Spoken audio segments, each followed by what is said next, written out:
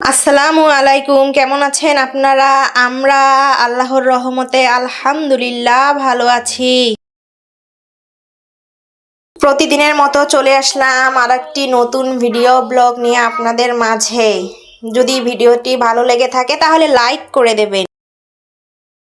এই তো সকাল সকাল বসে পড়েছি হাতির দাঁত নিয়ে। হাতির দাঁত আজকে ভাজি করব।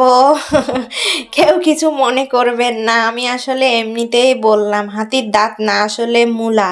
আজকে মূলা ভাজি হবে। মূলা ভাজি আমার অনেক পছন্দের। সেদিন মূলা নিয়ে আসছিল না, সেটাই আজকে ভাজি করব। আজকে সকালে সবজি খিচুড়ি আর ডিম ভাজি করেছিলাম। আপনাদের ভাইয়া খেয়ে বের হয়ে গেছে। এখন আব্দুল্লাহ আর আমি ডিম ভাজি দিয়ে খিচুড়ি খেতে বসবো। খাওয়া হয়ে গেলে তারপর রান্না বান্না শুরু করে দিব।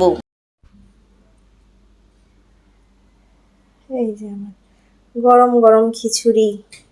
কি খাবো আমরা? খিচুড়ি। কেমন খিচুড়ি? লাল রঙের। লাল রঙের?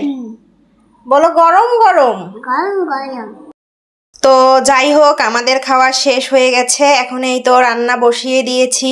মুরগির মাংস রান্না করব, ঝাল ঝাল করে মুরগির মাংস রান্না করব। পোলট্রি মুরগি মানেই একটু ঝাল না হলে ভালো লাগে না। বেশি করে মশলা দিয়ে, বেশি করে ঝাল দিয়ে একদম কষা কষা করলে খেতে অনেক মজা লাগে। মশলা কষানো শেষ, এখন সামান্য একটু পানি দিয়ে দিব। তারপর কিছু রসুনের কোয়া দিয়ে দিব গোটা গোটা। মুরগির মাংসটা এখন ভালো করে ধুয়ে নেব। আগেই ধুয়ে রেখেছিলাম, তারপরেও ফ্রিজ থেকে বের করে আরেকটু ভালো করে ধুইতে হয়, তাহলে গন্ধটা চলে যায়। এই তো এখন মুরগির মাংসটা দিয়ে দেব, ভালো করে একটু কষিয়ে নিব। আজকে অনেক ঝাল হয়েছিল মুরগির মাংসে। যাই হোক, রান্না করতেছি তার ফাঁকে ফাঁকে অন্য কাজগুলো করে নিচ্ছি, যাতে একসাথে রান্নাও হয়ে যায়, অন্য কাজগুলোও হয়ে যায়।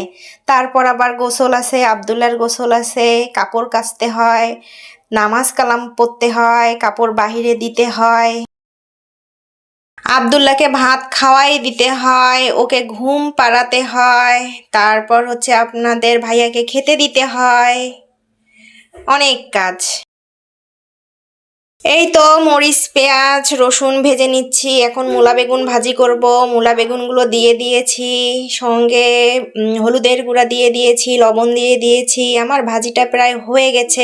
ধনিয়া পাতা দিয়ে দিয়েছিলাম। সুন্দর হয়েছে, খেতেও মজা লাগছিল।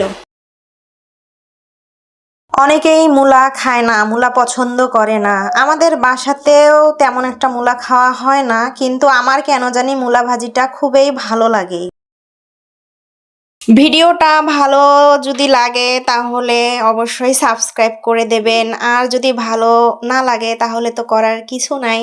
তো সবাই ভালো থাকবেন, সুস্থ থাকবেন। আজকে এ পর্যন্ত। আল্লাহ হাফেজ। আসসালামু আলাইকুম।